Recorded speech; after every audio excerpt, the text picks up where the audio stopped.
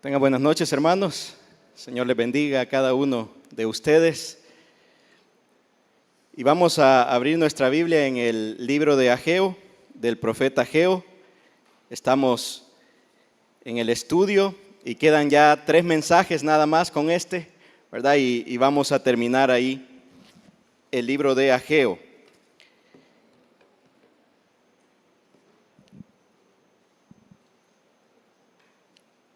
Hermanos, en este pasaje que vamos a leer esta noche, comienza una nueva profecía.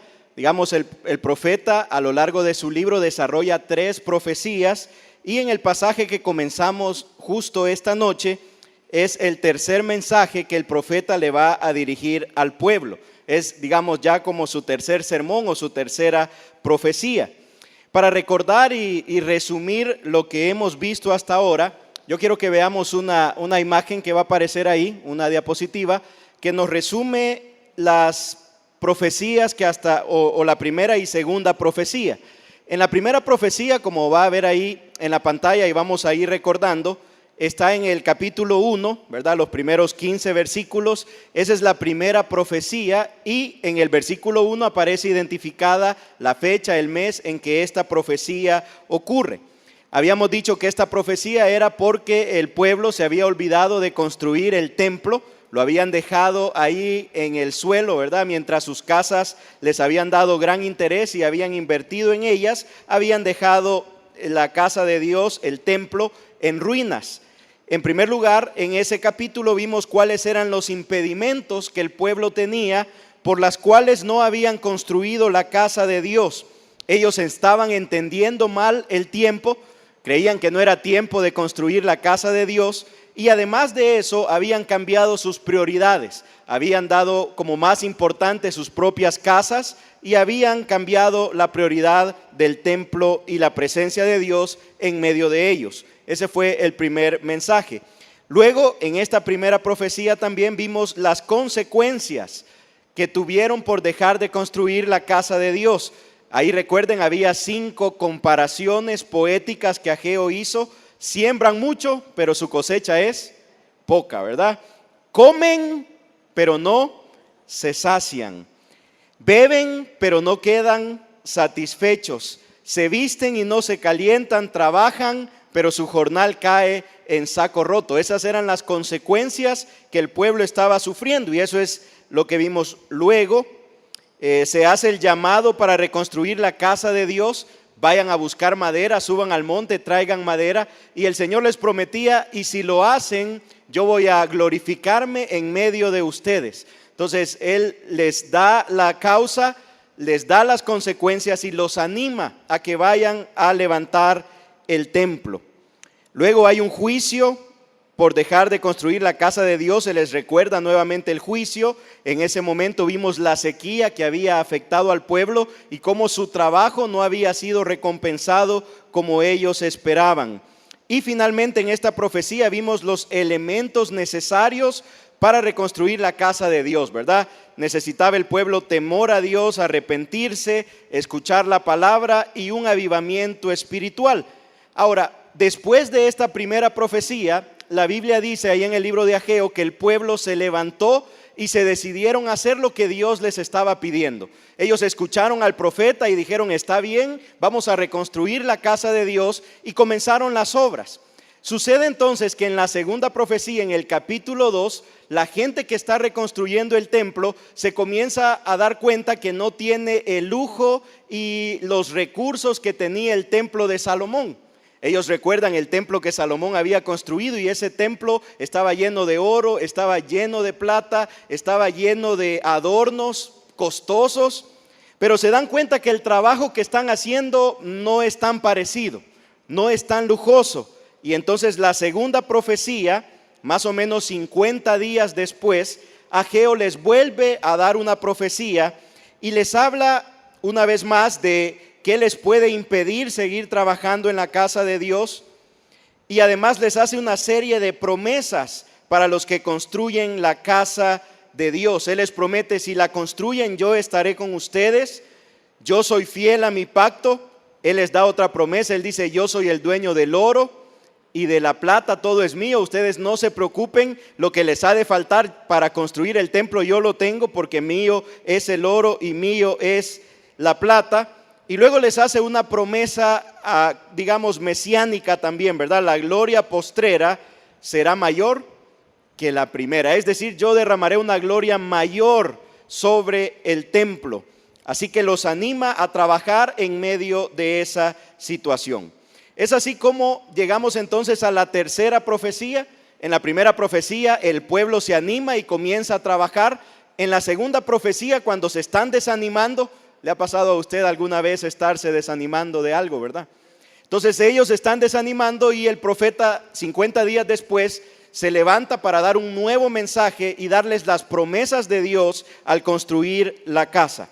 Y llegamos entonces al capítulo 2, versículo 10. Capítulo 2, versículo 10, y es ahí donde tenemos nuestro mensaje esta noche. Ageo capítulo 2, versículo 10.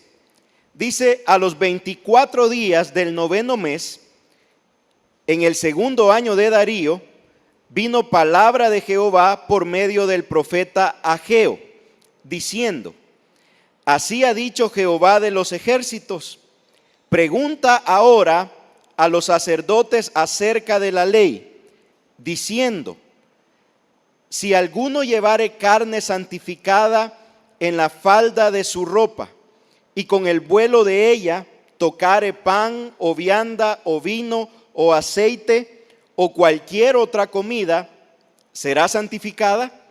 Y los sacerdotes, ¿qué dijeron, hermano? No. Versículo 13, y dijo Ageo: si un inmundo a causa de cuerpo muerto tocare alguna cosa de estas, será inmunda. Y respondieron los sacerdotes y dijeron, ¿qué dijeron, hermano? Inmunda será. Versículo 14, y respondió Ageo y dijo: así es este pueblo y esta gente delante de mí, dice Jehová, y asimismo toda obra de sus manos, y todo lo que aquí ofrecen es inmundo. Entonces, hermanos, están ya trabajando, el pueblo se encuentra trabajando, y en el versículo 10 usted puede observar que se nos dice que ese mensaje va a comenzar ¿en qué fecha, hermano? A los 24 días del 9º mes. El 9º mes de los judíos correspondería a nosotros decir más o menos diciembre, ¿verdad? Nuestra Navidad, la época de diciembre. Han pasado 2 meses y 3 días desde la última profecía, cuando él se levantó para darles las promesas que Dios enviaba. Han pasado 2 meses, el pueblo sigue trabajando, pero lo curioso es que en esa época de diciembre el pueblo estaba esperando lo que se llama las lluvias tempranas. Estas servían para regar las nuevas cosechas y el pueblo entonces estaba en expectativa, porque la última cosecha, ¿cómo les había ido, hermanos? Mal.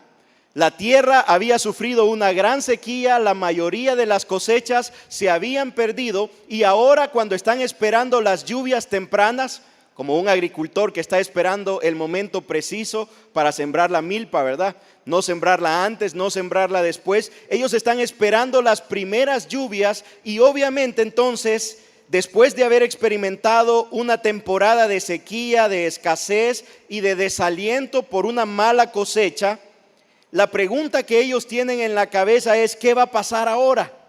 ¿Será que Dios abrirá las nubes, las ventanas de los cielos? ¿Será que Dios va a derramar su lluvia? ¿Será que Dios derramará su bendición? ¿O será que una vez más vamos a enfrentar sequía? El pueblo estaba pensando: ahora hemos obedecido a Dios, ahora estamos trabajando en el templo, ahora hemos escuchado al profeta, así que esperamos que ahora nos vaya bien. Pero el profeta entonces les responde con este pasaje que acabamos de leer. Entonces, si usted mira ahí, avanzamos en el versículo 11. Luego en el versículo 11, bueno, nuestro mensaje esta noche es la paradoja entre lo santo y lo impuro. Una paradoja, hermanos, es una contradicción, ¿verdad? Algo que parece contrario. Y si ustedes vieron en el pasaje, lo que dice es que algo que es santo, cuando toca a lo demás se purifica, ¿sí o no? No, eso no se pasa con facilidad.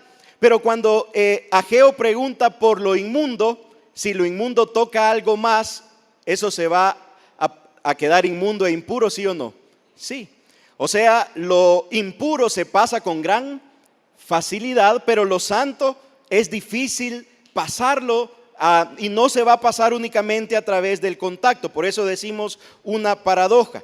Y vamos ahí al versículo 11, ese es ahí en el 11, ahí vemos primero la fecha que les mencionaba, ¿verdad? En el 9º mes.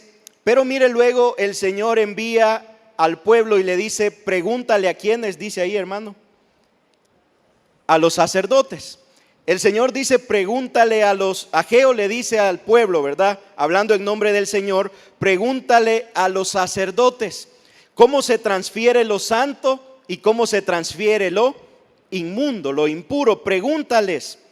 Obviamente el Señor los manda a los sacerdotes, porque los sacerdotes, de acuerdo a la ley de Moisés, eran los encargados de conocer la ley y de enseñarle la ley al pueblo. Y entonces ellos son enviados a los sacerdotes para que ellos, al interpretar la ley, puedan dar una respuesta. Y en este caso la respuesta de los sacerdotes es correcta. Lo santo es difícil de transferir, mientras que lo inmundo se transfiere con gran facilidad. Ahora, eso, hermanos, es fácil verlo en la vida. Digamos, si usted se junta con alguien así deportista, bien saludable, ¿verdad? Y con la hemoglobina 20, y usted está con él, ¿cree que se le va a pasar la salud de esa persona? No, ¿verdad? Si no, solo nos sentáramos a la par de alguien así siempre, ¿verdad? Anduviéramos buscando pero si usted se sienta a la par de alguien que está ahí, va a destornudar, agripado, enfermo, ¿cree que se le va a pegar? Sí, ¿verdad? La enfermedad se pasa fácil, pero la salud no. Hay que trabajar por ella, hay que esforzarse por ella. Y esto es precisamente lo que el profeta está recordándole al pueblo. Él les está diciendo, la inmundicia, lo que ustedes han hecho por tanto tiempo al haber abandonado la casa de Dios, eso tiene consecuencias a largo plazo, tiene consecuencias severas. Y estos meses que ya están, 5 meses más o menos, que ya tienen de estar trabajando en el templo, bueno, todavía hay más que hacer, todavía hay más que esforzarse, todavía es necesario reflexionar. Ahora, esta noche vamos a reflexionar ahí en 3 ideas que aparecen en el pasaje. En primer lugar, vamos a ver la transferencia de lo santo, es la primera pregunta que hace el profeta. En segundo lugar, vamos a ver la transferencia de lo inmundo, que es la segunda pregunta que el profeta hace. Y luego veremos cómo el pueblo estaba transfiriendo lo inmundo a los sacrificios que estaba realizando en el lugar que Ageo les dice, aquí, lo que ustedes hacen aquí, lo que ustedes sacrifican aquí es inmundo, porque ustedes están inmundos y lo están transmitiendo. Entonces vamos a ver esas 3 ideas. Y enfoquémonos primero entonces en la transferencia de lo santo, en el versículo 12. La transferencia de lo santo. Y veamos ahí el pasaje, quiero que lo vea, va a aparecer ahí en la pantalla. Y en este pasaje el profeta hace referencia, como usted puede ver, a una carne que está, ¿cómo dice? Santificada. Esta carne santificada se refiere a los sacrificios que se hacían a través de la ley de Moisés. Ustedes saben que la ley de Moisés requería que fueran llevados al templo animales para ser sacrificados, y estos eran puestos en el altar, y a esta carne entonces que había sido utilizada para hacer sacrificios a Dios, para alabar a Dios, para adorar a Dios, para pedir perdón por los pecados del pueblo, esta sangre entonces, o esta carne, perdón, es la carne que él dice santificada. Esta carne el sacerdote la podía trasladar en sus delantales, y según lo que dice la ley, el delantal iba a quedar santificado también porque era parte del proceso. Pero si ese delantal pasaba tocando otros elementos, esos no quedaban santificados, no quedaban puros a causa del contacto. Lo que el profeta le está recordando al pueblo, hermanos, es que un sacrificio no es efectivo si el corazón del que lo hace no es correcto. Un sacrificio externo puede realizarse sin un corazón que marque la disposición y el deseo de agradar y obedecer a Dios. Lo que el profeta les está recordando es: ustedes pueden reconstruir el templo, ustedes pueden levantar las paredes, ustedes pueden poner ladrillo sobre ladrillo, ustedes pueden restaurar el sistema de sacrificios en el templo, pero ese sacrificio, si no es con el corazón correcto, no vale la pena, no santifica, no limpia. Acompáñenme a Jeremías capítulo 11. Jeremías capítulo 11. Este es un pasaje, un profeta anterior, recuerdan, antes que el pueblo fuera llevado al exilio, antes que el templo fuera destruido, el pueblo ya estaba ofreciendo carne sacrificada, el pueblo estaba en teoría cumpliendo los rituales que la ley le establecía, pero Jeremías les hace precisamente este llamado, que es el mismo que Ageo le está recordando al pueblo. Jeremías 11:15. Hablando del pueblo, decía el profeta: ¿qué derecho tiene mi amada en mi casa, habiendo hecho muchas abominaciones? ¿Crees que los sacrificios y las carnes santificadas de las víctimas pueden evitarte el castigo? ¿Puedes gloriarte de eso? Obviamente las respuestas a esas preguntas de Jeremías son no. Una carne sacrificada, un sacrificio, eso no sirve para gloriarte. Algo que haces en el exterior, pero que no concuerda con lo que hay en tu interior, eso no sirve para nada, no sirve para glorificar a Dios y solo sirve para calmar tu conciencia y engañarte solo. Eso es lo que les está diciendo. Recuerden entonces que es necesario hacer este sacrificio, pero con el corazón adecuado. En otras palabras, el profeta les está diciendo: bueno, pasaron años sin construir el templo y ahora 3 meses de estar trabajando y ya quieren que todo quede como si nada, ¿verdad? No, lo santo cuesta en transferirse. No es tan rápido, no es tan fácil. Las consecuencias de todos estos años de indiferencia espiritual todavía estarán presentes. Es necesario enmendar sus vidas, es necesario seguir trabajando, porque lo santo no se pasa con facilidad. Las actividades que harán en el templo no van a limpiar el pecado del pueblo. Lo que en verdad limpiaría al pueblo era arrepentirse y obedecer a Dios de corazón. Eso era lo único que podía limpiar al pueblo. Ahora, muchas veces como pueblo evangélico también hacemos muchas obras externas, pero es importante recordar que una obra externa sin el corazón correcto tampoco vale la pena. Debe haber una concordancia entre ambas. Ahora vamos a lo segundo. Lo santo, entonces, les dice Ageo, es difícil de transferir. No pasa tan rápido. Hay un proceso que deben seguir construyendo. De hecho, la construcción del templo se tardó más o menos 5 años en volver a restaurar el templo en su totalidad. Pero vamos al versículo 13 y veamos la transferencia de lo inmundo. Y aquí está la paradoja. Si lo santo es difícil de transferir, lo inmundo se transfiere con gran facilidad. Eso se pasa a gran velocidad, rápidamente contagiará a todos los demás.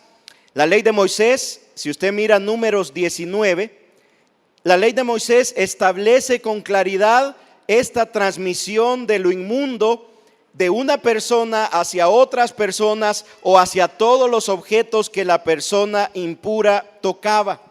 Entonces, alguien que bajo la ley estaba moralmente o ritualmente impuro, todas las cosas que tocaba iban a estar impuras.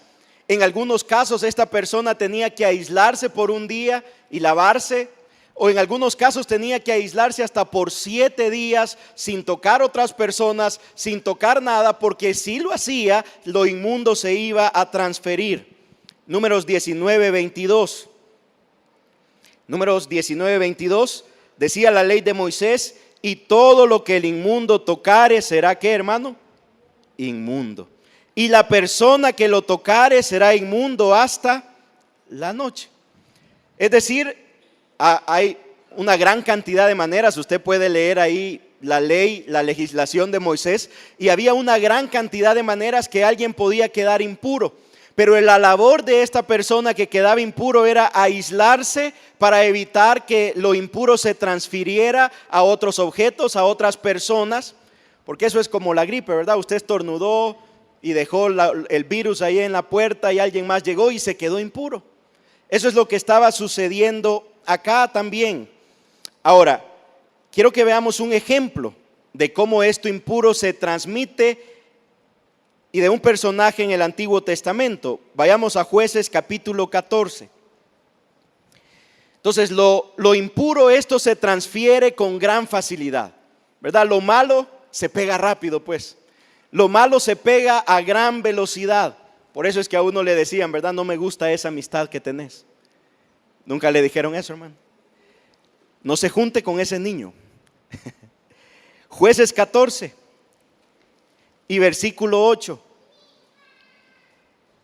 Esta es la historia de Sansón. Sansón había hecho un voto de un gran compromiso con Dios, que era un voto mayor que el de cualquier persona del pueblo. ¿Cuál era el voto, hermano? El nazareno, ¿verdad? No se iba a cortar el cabello, iba a tener una serie de responsabilidades que cumplir. En esta ocasión, el corazón de Sansón ya había entrado en rebeldía, se había enamorado de una mujer filistea, había ido hacia ella para casarse, había olvidado o no había escuchado el consejo de sus padres, y de camino a ver a esta mujer se le aparece un león, ¿verdad? ¿Y qué hace Sansón con el león? Lo mata. Pero al regreso, miren lo que sucede al regreso, un pasaje que a veces no le prestamos atención. Jueces 14, versículo 8. Y volviendo después de algunos días para tomarla, a Dalila, se apartó del camino para ver el cuerpo muerto del león. Y he aquí que en el cuerpo del león había un enjambre de abejas y un panal de miel. Y tomándolo en sus manos, se fue comiéndolo por el camino, y cuando alcanzó a su padre y a su madre, les dio también a ellos que comiesen, mas no les descubrió que había tomado aquella miel del cuerpo del león. En otras palabras, del cadáver. Si una persona tocaba un cadáver, ¿cómo quedaba esa persona, hermano? Inmundo, impuro. Porque, bueno, podía ser que no sabíamos por qué ese cadáver de verdad era cadáver, y podía haber ahí una enfermedad que transmitiera a otras personas. El punto era que quedaba inmundo.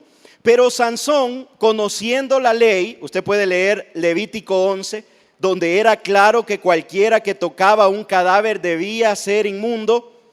Y además de eso, como nazareno no podía ni siquiera tocar el cadáver ni de su padre ni de su madre. O sea, no podía ir ni a la vela de su papá y su mamá para no quedar inmundo por el voto que había tomado. Sansón va de camino, mira el cadáver de león, mira la miel. Ahora, ¿las abejas harán panal en los cadáveres? No, ¿verdad? Eso era milagroso que ese panal estuviera ahí. Y era una prueba para Sansón.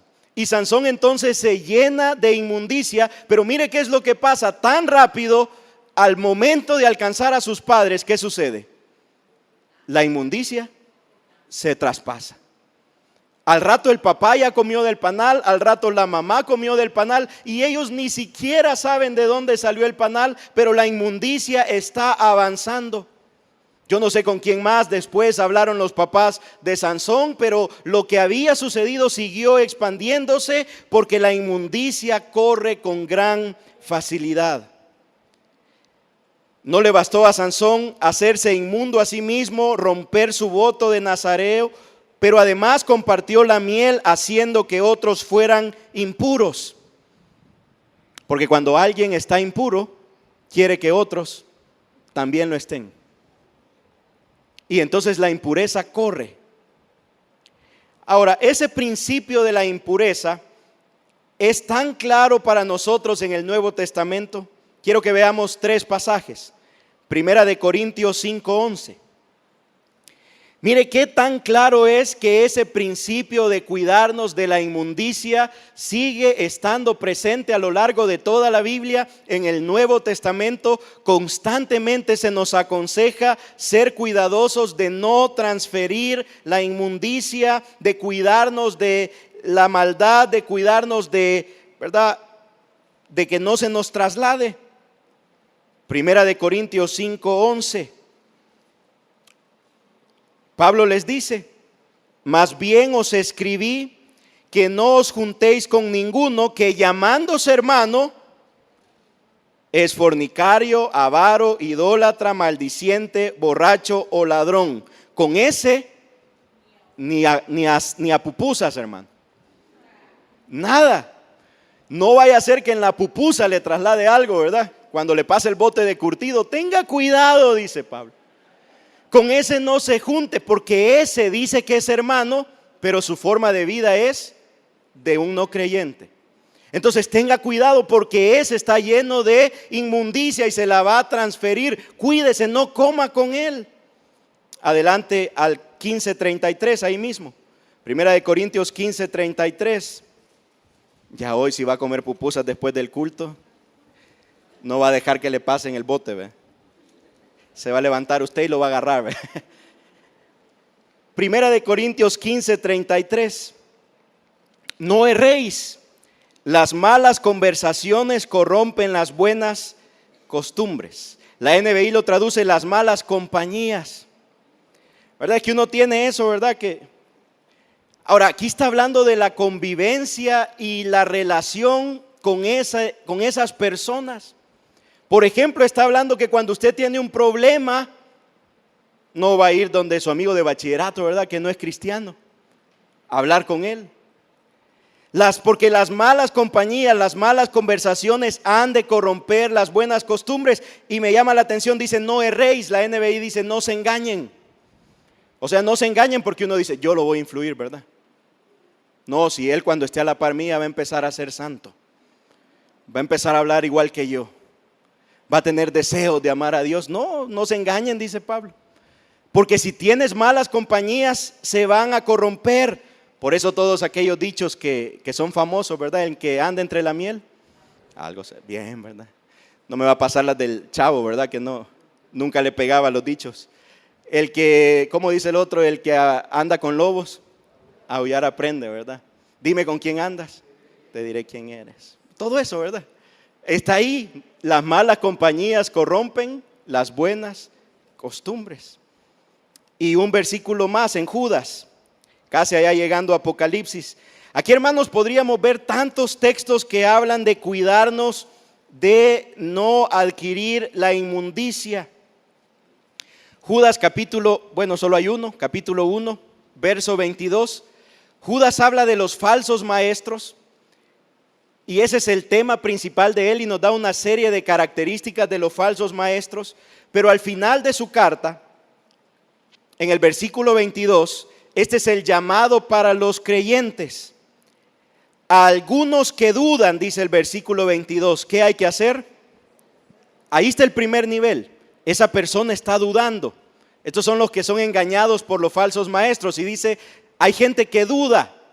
Le gusta eso de los testigos, los está recibiendo, los está escuchando. ¿Cómo está esa persona? Dudando. ¿Qué tiene que hacer un creyente? Dice, convencerlo. Que tenga cuidado, que esa no es la sana doctrina, etcétera. Versículo 23. A otros, este ya es otro nivel. Salvar, ¿cómo dice, hermano? Arrebatándolos del fuego. Eso ya creyeron. ¿A dónde están si ya creyeron? En el fuego. Y usted dice arrebátelos del fuego. O sea, sí, vaya por ellos, trate de rescatarlos, hable, ore por ellos, sáquelos, trate de sacarlos y arrebatarlos del fuego. Pero mire el tercer tipo de personas. Y de otros, los falsos maestros, los que ya peligrosos se lo engañan a usted también. Tened misericordia con temor, pero mire cómo, hermano, aborreciendo aún la ropa contaminada por su carne. Ese falso maestro que hasta es el que engañó a todos, de ese también tenga misericordia, ore por él, pero tenga cuidado, porque ese hasta sus ropas lo pueden contaminar a usted. O sea, tenga cuidado. Toda la Biblia entonces nos habla del cuidado de evitar la transferencia de lo que no es santo, de lo que es impuro. Digamos así, esta es agua pura, ¿verdad? Pero si sacamos agua de una cloaca llena y yo le echo 5 gotitas, ¿alguien se lo tomará? No, porque lo inmundo, ¿cómo se pasa? Rápido. Pero suponga que esta es agua de cloaca enterita y yo le pongo 5 gotitas de agua limpia. Hoy le puse agua limpia, hermano. ¿Se lo va a tomar? No, porque lo limpio no se transmite tan rápido. Eso es lo que está diciendo Ageo. Recuerden este cuidado que el pueblo debe tener. Ahora vamos a lo tercero entonces. Y eso es entonces, ustedes están expectantes de qué va a pasar. Bueno, recuerden que hay una gran facilidad que lo inmundo regrese. Fácilmente se les va a olvidar el templo, fácilmente van a dejar de construir, fácilmente dejarán la obra.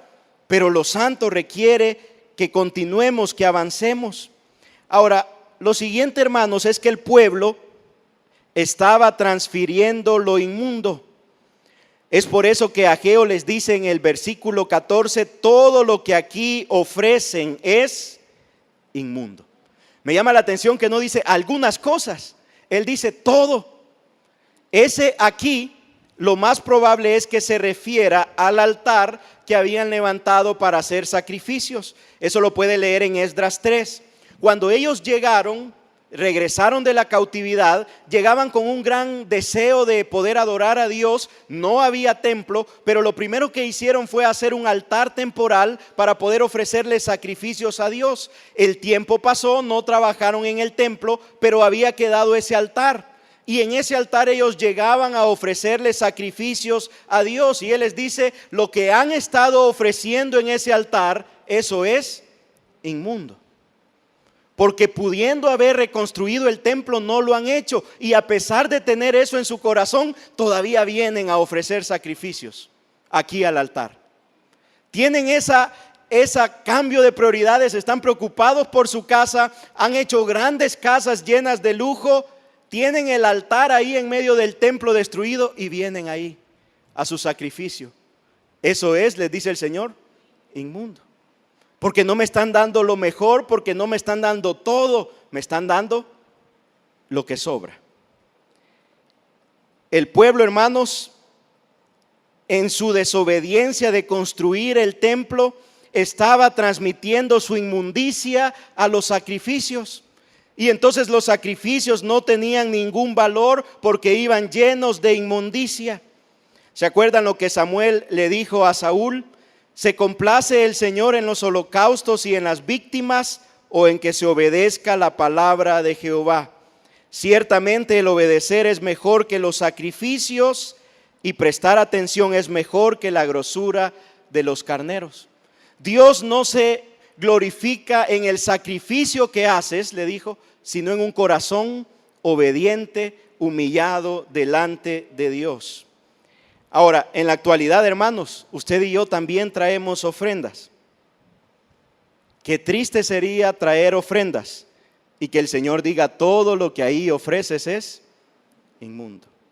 ¿Será posible? Bueno, Mateo capítulo 5, verso 23, si traes tu ofrenda al altar y te acuerdas que tu hermano tiene algo contra ti, mejor no dejes la ofrenda. Porque ¿cómo va a ser esa ofrenda? Inmunda. Mejor no la dejes. Deja ahí tu ofrenda delante del altar. No te la gastes, ¿verdad? Alguien dijo, me la gasto porque como no quiere que la dé, ¿verdad? No, déjala ahí, dice. Anda, reconcíliate con tu hermano y entonces ven y presenta tu ofrenda. Una ofrenda que venga con raíces de amargura contra otras personas, hermano, es lo que le pasaba al pueblo. Esa ofrenda no vale. Es mejor reconciliarnos primero y arreglar la ofrenda y luego traer la ofrenda. Segunda de Corintios 9:7, cada uno dé como propuso en su corazón, ¿no con qué? Con tristeza, ni por porque Dios ama al dador alegre. No le vaya a pasar como un video del dador alegre que pasa bailando No es eso, ¿verdad? Pero si alguien lo trae, dice una ofrenda, usted va a dar una ofrenda, pero lo da con tristeza, no lo da alegre, agradecido por lo que Dios ha hecho con usted. Hermano, eso, Dios ama al dador alegre. Esa es la ofrenda que el Señor recibirá, una ofrenda con alegría, con agradecimiento. Pero hay algo más, y quiero que ahí sí me acompañe, Romanos capítulo 12. Más allá de esas ofrendas que nosotros traemos también, como el pueblo daba ofrendas, como el pueblo daba sacrificios, nuestras ofrendas también pueden estar contaminadas porque en nuestro corazón hay enojo, hay amargura, hay resentimiento contra alguien. Nuestras ofrendas pueden estar contaminadas porque las damos con tristeza o las damos por interés, a ver qué Dios me da. Pero más allá de esas ofrendas, Romanos 12, versículo 1 habla de la gran ofrenda que cada cristiano debe realizar. Y esta es la ofrenda que debe estar pura delante del Señor. Romanos 12, 1 dice, así que hermanos, y Pablo decía, os ruego por las misericordias de Dios, aquí está la ofrenda, que presentéis, ¿qué, hermano? Vuestros cuerpos como un sacrificio vivo, santo, pero mire cómo, agradable a Dios, que es vuestro culto racional. ¿Ve? Lo que está diciendo es, trae tu cuerpo, porque esa es la ofrenda. La ofrenda del creyente es todo su ser. La ofrenda del creyente no es una parte, es todo su ser. Es todo su tiempo, todo su dinero, toda su vida, su familia, es todo. Esa es la ofrenda del creyente. Tráelo para servirle a Dios, para vivir para Dios, para honrar a Dios. Pero cuando lo traigas, que sea un sacrificio vivo, santo y agradable a Dios. Que sea puro, porque Dios recibe lo puro y lo mejor. Ahora, qué bendición tenemos, que en Cristo Jesús podemos encontrar perdón y pureza. Porque como cantábamos en la cruz, el misterio de esa cruz, que no podemos entender, nos puede limpiar de todo pecado. Pero ¿cuál es el desafío si hemos sido perdonados de nuestros pecados, lavados de toda maldad? Lo santo sigue requiriendo esfuerzo. El Señor ya le perdonó, ya le limpió, pero ahora le dice, te toca también. Vístanse del nuevo hombre. Ahí están las disciplinas espirituales para practicarlas. No dejar de congregarnos, orarle al Señor, presentarnos delante de Él. Ahí hay que seguir avanzando. Hay que seguir avanzando. Porque lo santo es difícil. Y debemos seguir teniendo cuidado, hermano, porque las malas compañías corrompen las buenas costumbres.